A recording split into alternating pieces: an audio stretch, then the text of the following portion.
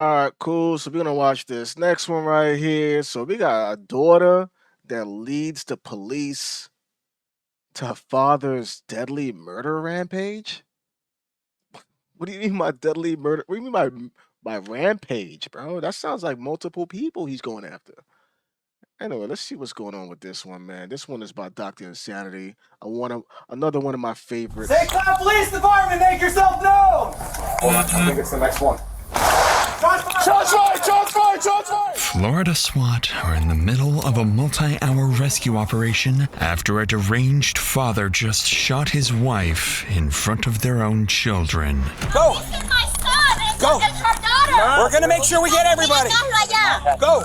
He's got a rifle, okay? He got a rifle? As far back as you can go. In the middle of this chaos, police are racing against the clock to save the wounded mother trapped inside, leaving them with no choice but to get creative, even if it means using the shooter's own children to bring the standoff to an end.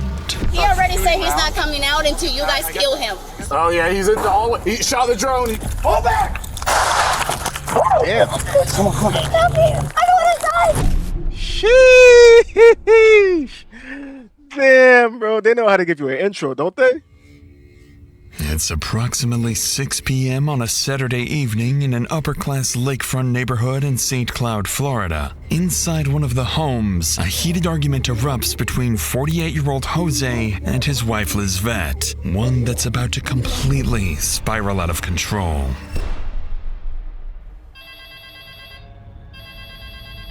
(911) What's the address of the emergency? I think my dad just shot one shot, bro.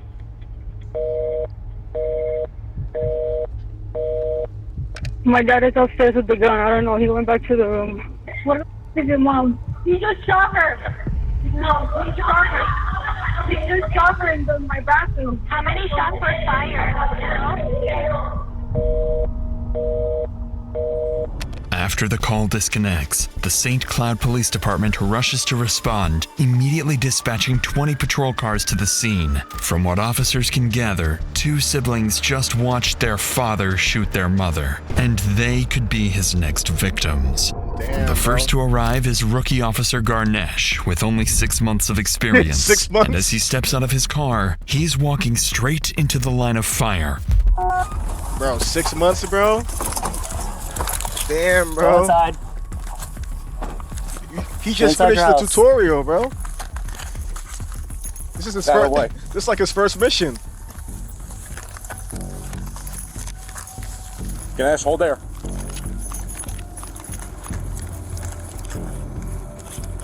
Have the 1027 and the neighbor step out and come immediately north. All the way at the corner on the left is going to be the target residence. 1027 is one house to the north.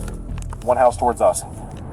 Officer Garnesh and his partner are positioned roughly 70 feet away from the active shooter's house, waiting for backup. Moments later, additional units arrive, along with K-9 quickly surrounding the home from both the east and west. Okay. Leading the operation is Sergeant Patrick Mannix. With nearly a decade in law enforcement and awards including Hero of the Year, he's earned a reputation for doing whatever it takes to protect innocent lives. So, knowing a civilian hostage may be critically wounded inside, Mannix understands the clock is working against him. So he quickly devises an extremely bold strategy, completely unaware of the danger he's about to send his men directly into. They don't got no like gun The shield, bro. sergeant's plan is straightforward, but far from simple. Rush in, take the active shooter by surprise, and get the two children and their wounded mother out, all while ensuring no civilians or officers are injured. But as Mannix and his team approach the house, the shooter inside has a plan of his own. One that doesn't involve surrender, but instead drawing officers into a deadly ambush. Okay, let's move. Stage 1, immediate rescue.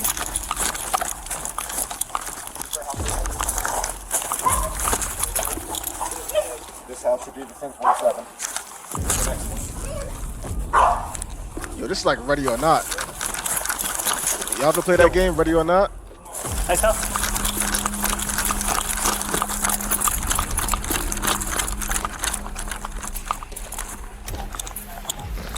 Watch out for windows. St. Cloud Police Department, make yourself known! Hold on, I think it's the next one. Watch out for windows. Oh! Shots fired! Shots fired! Shots fired! Pull back!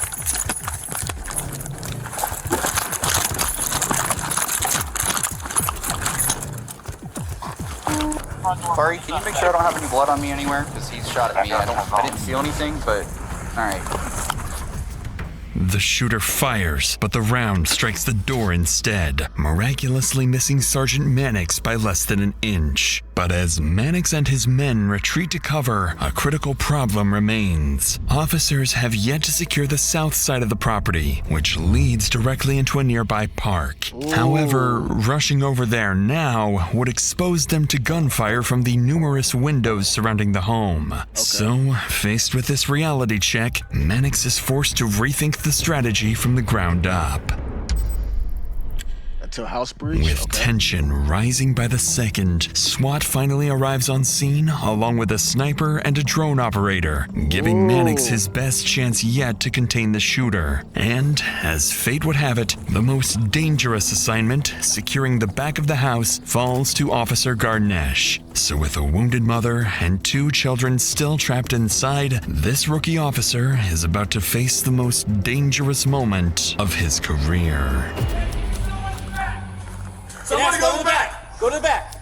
Take 2. Come on, roll. Come on. Go with him, hold on. Yo, this is crazy, bro. This is the type of shit they gotta go through, bro. You gotta stop disrespecting police, bro. You see what they gotta do, bro? You see what they gotta deal with? Backyard's fenced off. There's a fence back here. Just making sure they got him up there. It's fenced off back here. Who's gonna do 600? Is that you? That's me. 51.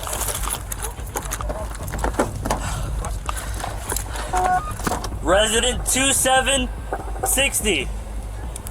This is the St. Cloud Police Department. St. Cloud. Come out with your hands up. I'm gonna duck down here and cover the. I don't like standing right there. Yeah. This is the St. Cloud Police You taking your Department. top? Yeah. Come out with your hands up. You just hold low like that.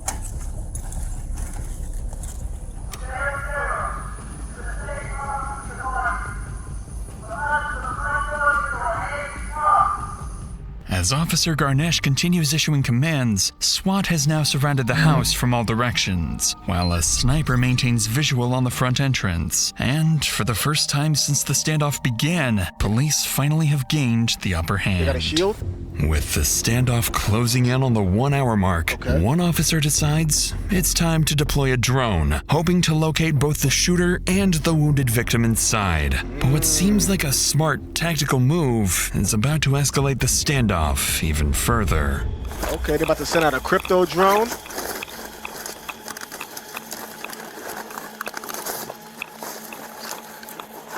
Come on, bro. You taking forever, crypto. I'm getting ready to put the drone up. Come on.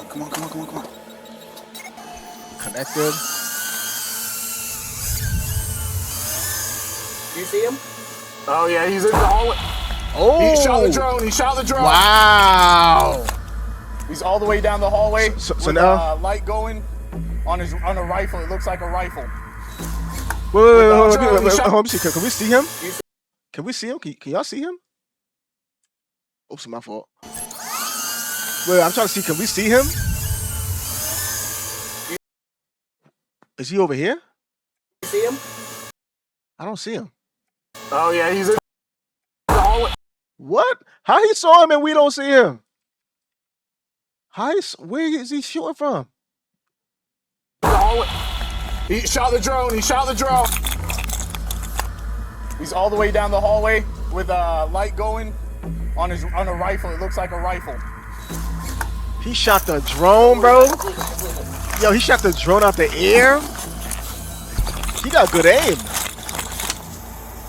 Bro, he got through the front door. You can see him. Yeah. Despite successfully locating the shooter, the drone is shot down, making the suspect even more agitated. But even more concerning, there has still been no update on the 2 children inside or their injured mother until now. Suddenly, officers notice movement, and within seconds, the entire scene descends into chaos. We're sending people from the house just north down the street towards ULT. LT, they're sending people our way. Don't let anybody leave. All right, get coming. Get up, go. Right here, over here, come on. 264 Nautilus being evacuated. Stay right here, buddy, stay right You here. little Yorkie. Go. We're gonna make sure we get everybody. Go. Get behind the cars, get behind the engine. Go on. You're not going to. Stay with me.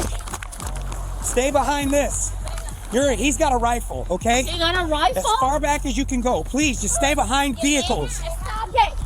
Amid the chaos, officers successfully evacuate the captive children and nearby families, rushing them behind cover several houses away. A 10-year-old boy and his 24-year-old sister tell officers that the shooter inside is their father, Jose Fontanez, Ooh. and the woman who was shot is their mother, Lisbeth Figueroa. All right, we know And that. despite being terrified and shaken, both children are still willing to help. Unaware, they're about to become the key to the entire operation. So they said they're gonna use the kids, With right? time quickly running out for the children's mother, Sergeant Mannix shifts his focus towards making direct contact with Jose, hoping negotiators can convince him to surrender before anyone else gets hurt. But interestingly, officers are about to realize the only people capable of reaching the father and finally bringing the standoff to an end are his own children. Are we trying to get that number for him? I keep doing them. They keep asking for it, but I don't know if they ever came through. I'll find out. Thank you. LT, do you want to put a page out to patrol and have everybody? The officer was telling me, the one that is outside my house, I'm the next door neighbor. He was telling me that if we got his phone number, So who knows Jose Ortega? they are his kids. Okay, does anyone have a number for Jose? Yes. Oh, Okay, can I get the number? T-shirt should have it.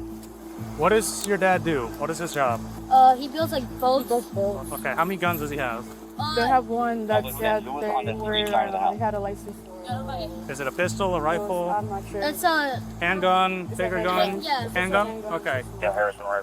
Does he have any military experience? no. Thank you. Hey, where are you Bro, at? he All shot right, give me down 1 sec, stay right here, okay? a drone. Dad's in construction, he has One one shot. single handgun. No military, no law enforcement experience. Do we know who should be in the house? They said, I think mom, but I'll double check. Find out who I've got his number. Okay, who's supposed to be in the house? It was me and him, the dog, and my mom and the father. Okay, so only people in there right now should be your mom and your father. Yes.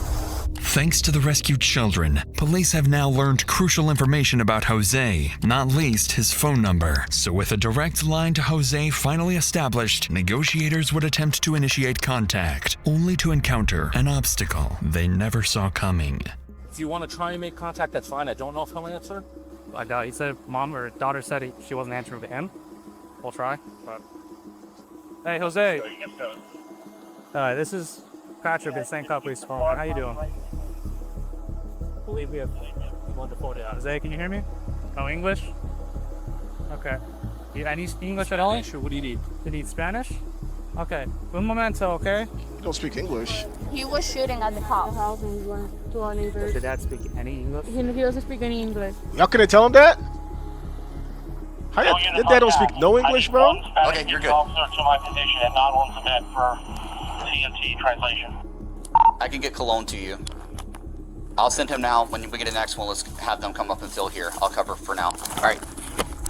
Just as officers believe they're finally making progress, they discover their suspect doesn't speak any English. It was already a stroke of luck that Jose answered the officer's call in the first place. But now, they're forced to wait even longer for Officer Colon, a Spanish-speaking officer, to arrive on scene. While they wait, investigators can't afford to sit still, so they turn back to the children for answers. All my Spanish people, Officer Colon or Officer Colon? It's probably the latter, right? Because if they can uncover Jose's motive behind all of this, they may be finally able to understand how exactly to stop him.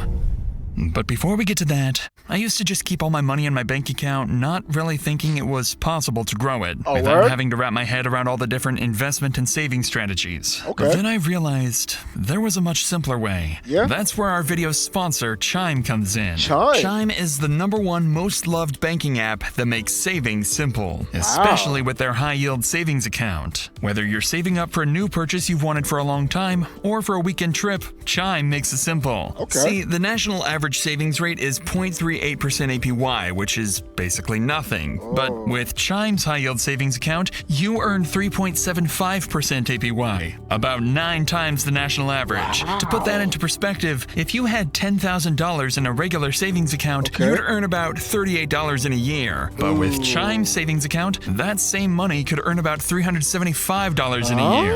Chime also takes the thinking out of saving. You can automatically send part of every paycheck into savings or turn on roundups, so every purchase automatically adds a little extra to your account. There are no monthly fees or minimum balance requirements, so more of your money stays yours. And unlike some savings accounts, your money isn't locked up. You can access it anytime. Chime Card also gets you 5% cash back on a category of your choice, which helps on the spending side too. And you can switch your category every month if you want. Really? Right now, Chime is offering a $200 bonus when you open up a new Chime checking account through my link, chime.com/Dr. Insanity, or just click the link in the description below or scan the QR code on screen. That With sounds that really said, good. let's return to the scene where officers Well, are shout out about to to Chime. uncover crucial information that will finally shed some light on Jose's motives.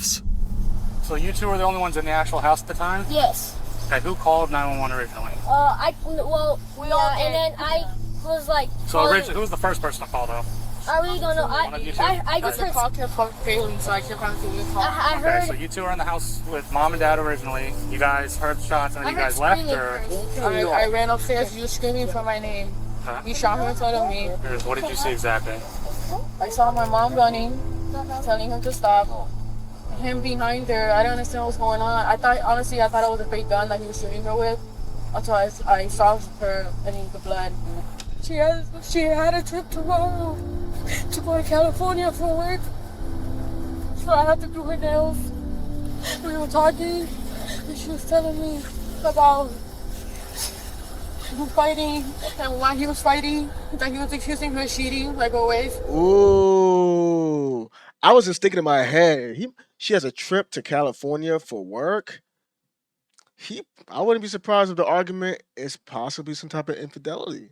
He probably doesn't trust her, probably thinks she has a work boo, a little work husband maybe, or somebody that she might be seeing that's in California that she might be trying to, that she might feel free to link up with because she's not going to be sleeping at home.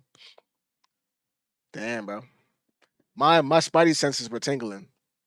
According to Jose's daughter, the attack on their mother was the result of weeks of paranoia over Lizvette's alleged affair with her boss. Paranoia that became so intense, Jose had begun stalking Lizvette and even secretly placing recording devices in the home. And with that, detectives realized that if Jose is capable of snapping and shooting someone over unconfirmed accusations of cheating, reasoning with him will be incredibly difficult, even with a Spanish translator present. Nevertheless, they have to try. Oh, man. Approximately 1 hour and 15 minutes into the standoff, Officer Colin finally arrives on scene. But as he prepares to make contact with Jose, he has no idea the shooter is about to make officers question everything they think they know about the situation and who they're truly up against. Jose, can you hear me? Jose? Jose, no oye. Fun fact, in Florida, they got this thing called a Catalina divorce, I think it's called. Catalina divorce. And apparently it's supposed to mean that the people that's from that area, the way they get divorced is usually one of the spouses kills the other one. And then I think they also might kill themselves afterwards. So it's like some murder-suicide type of situation. And I guess it's like it's something that happens often so much that people came up with a term for it. So that's what this seems like.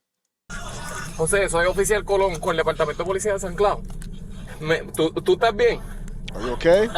¿Tú estás bien? Are you fine? Yes, I'm fine. What happened? Okay, pues, Okay, well, ¿qué es lo que está pasando what's dentro? going on inside? Take some deep breaths. Not some stress. Okay? Yeah, I just take a breath.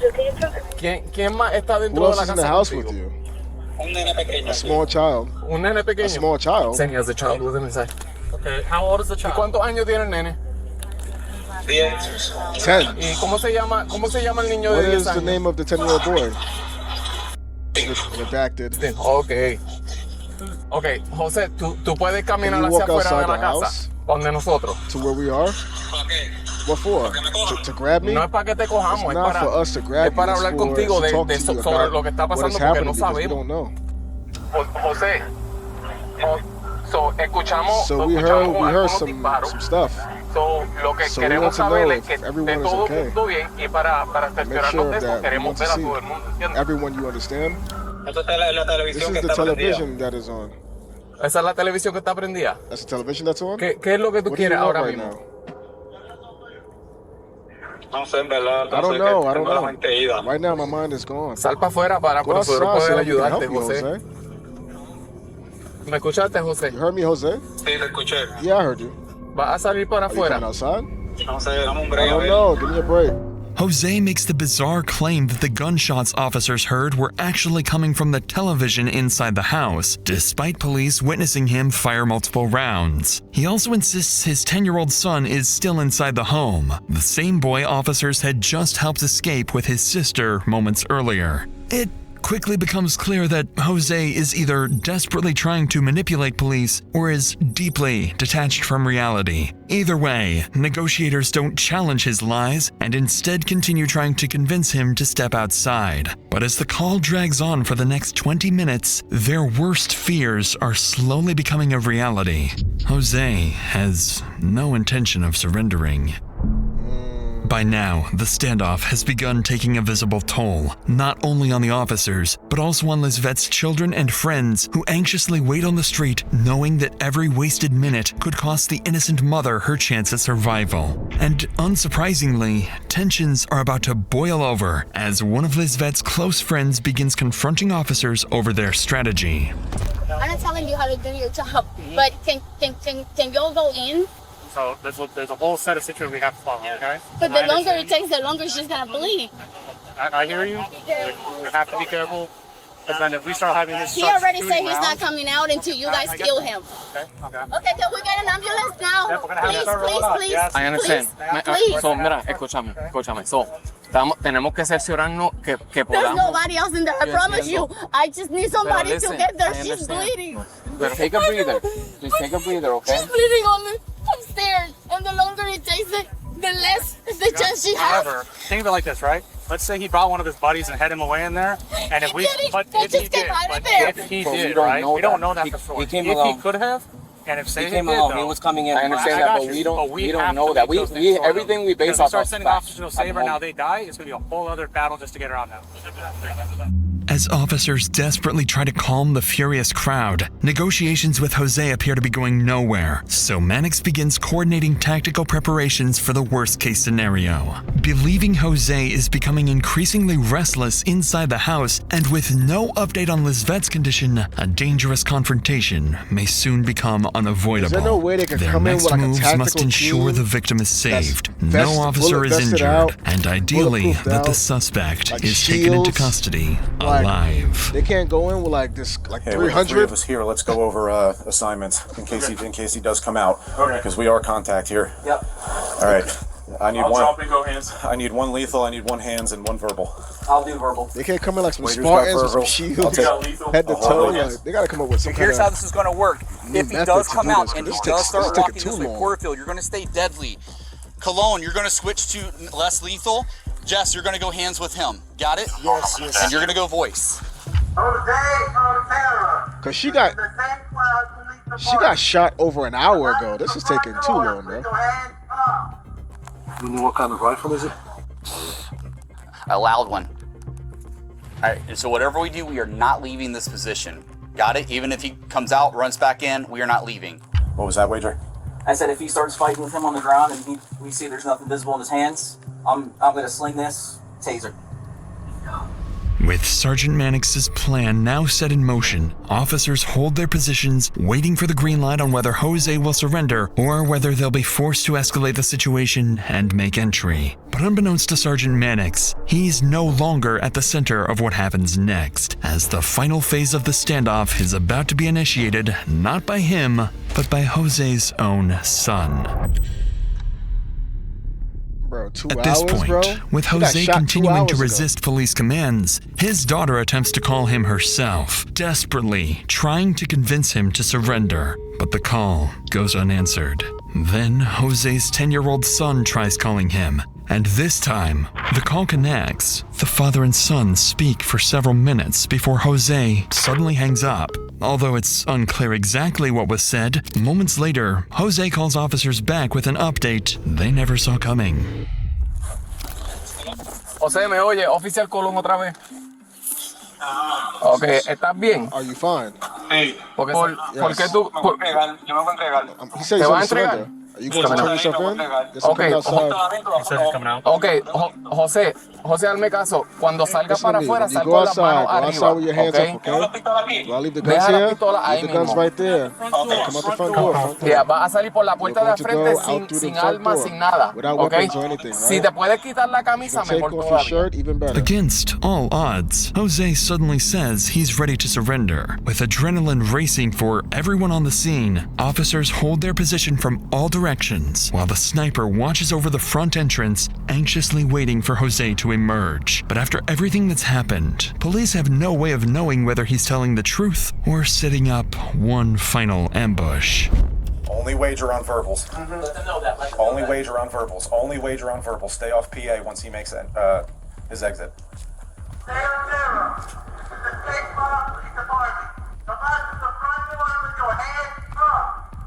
Face away from me! Stop! Stop! Hey, you gotta shut it off!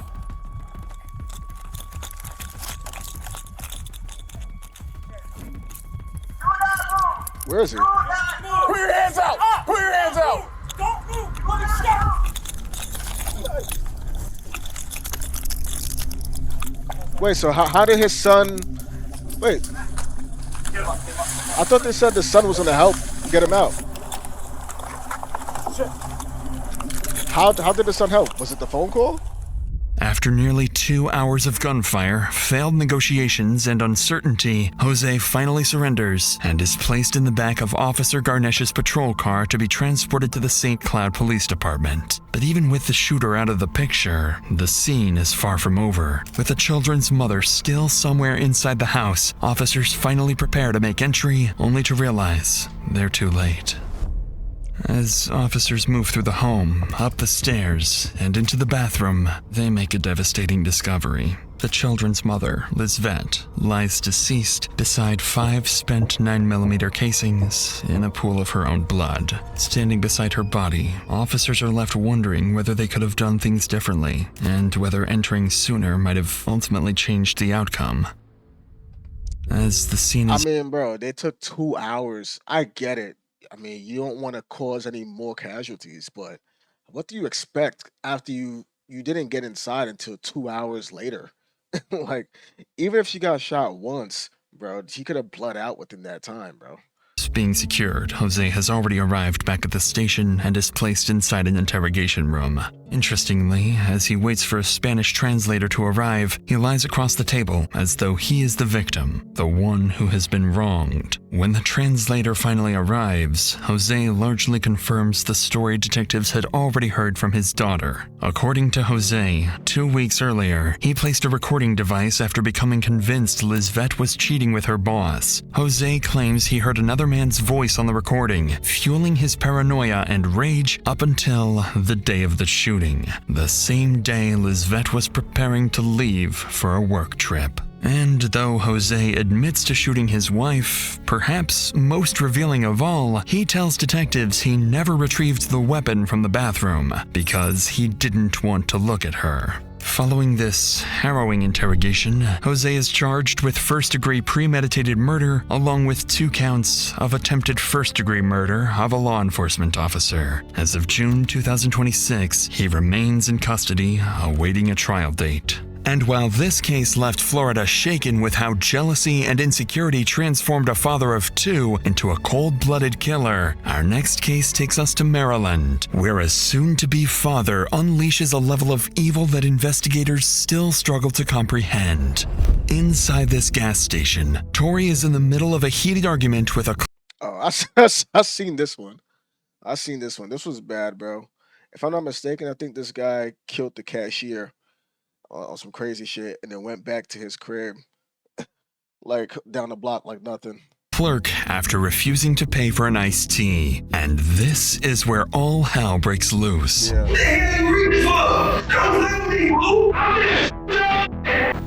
I seen this one. I mean, now I get it. They called the cops on him other times in the past, but still, pulling out a pole and trying to. I mean, that might be cool wherever you're from, whatever country you're from. Like I know it'd be like Indians, like Indian and like Middle Eastern people that be running establishments like this or working in them establishments like this. But whatever y'all do in that country, bro, I don't know if y'all have open carry firearms and stuff like that over here, but people in America got guns, bro. And some people that are crazy, sometimes they get access to guns too. And this guy, he just happened to be one of those people. Right? But police would soon learn this isn't even Tori's first kill. Oh yeah, he had a body in his crib, if I'm not mistaken. Because when officers force their way through his front door, they'll uncover even more victims. Police department! Search warrant! Jesus Christ. Could this be Mom? You don't want to go back there if you don't have to. It's pretty bad. This one right here. Find you one for the books. To watch this exclusive... I seen that one already. That one is, I don't know if I saw it on this channel, but I saw that already. But damn, bro. I'm guessing they're probably saying that what happened to this guy, I guess he probably gave up after talking to his son. And it's also funny, his daughter called him. He didn't answer. Who knows? He probably felt like his daughter probably favored the mom. Remember, the mom and the daughter was doing nails together during that whole interaction, of the argument, whatever. But he answered the phone for his 10-year-old boy. And I don't know what the boy said, but he must have said enough. Because then the dad, obviously, he surrendered a couple minutes afterwards. But still, bro. I mean, like, killing your spouse over cheating is... I mean, I get it. Emotions are high. You probably feel like you sacrifice so much to be with that person, or even sacrifice so much to be able to provide for that person, and then you feel betrayed, and you probably feel like, hey, you're not gonna let somebody else, you know, I guess, and women, they feel the same way too.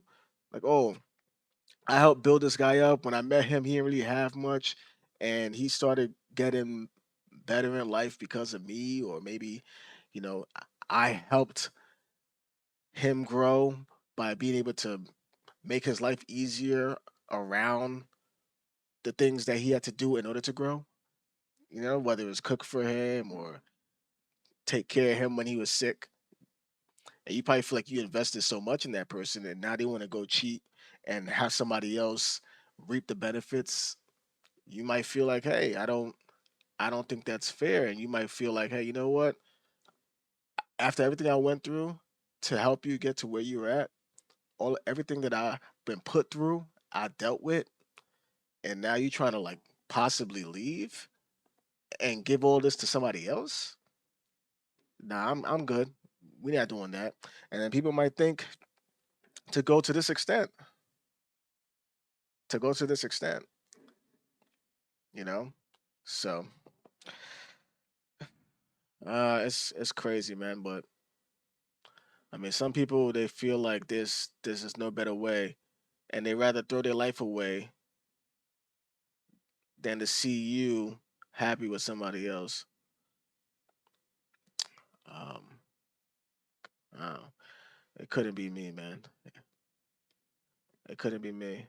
I mean, what do y'all think? Do you think a lot of these cases where they actually, especially with the men, I know the men, most of the time, they throw their lives away rather than getting divorced, because they probably feel like when they get divorced, their life is over anyway, because they feel like they lose half, if not the majority of whatever their livelihood is. Especially if they feel like they lost it, if they feel like they lost it to somebody who wasn't with them shooting in the gym, you know what I mean? So to speak. So a lot of times they end up going to these extremes because they feel like the system of the divorces are not fair. And if you have kids too, that's even a multiplier because then a lot of the systems they favor one side of the parenting. And it's usually, I mean, you know who it is, right? It's not the men. So then the man feels like, damn, I gotta pay child support, and then depending on how much they're making, whatever their lifestyle was like, they might have to pay alimony if there was like a stay-at-home wife, or if he just makes way more than what she made, and the judicial system want to make sure she can maintain somewhat of the same lifestyle. So now you're paying alimony, child support. You might lose a house or a car or two, you know. And a lot of these men, they feel like it's not fair. And there's some women out there that had similar situations where they were the breadwinner and they go through the divorce. They feel like that situation is not fair and they go to extremes like this. I mean, we watch videos of women killing their husband over money to avoid divorce, over not getting what they feel is a fair deal in a custody battle. So, what does this say? Does this speak more to the mental of these people, or does it speak more to whether or not the system that's in place to handle these separations does it speak more to those being unfair? I don't know. Let me know.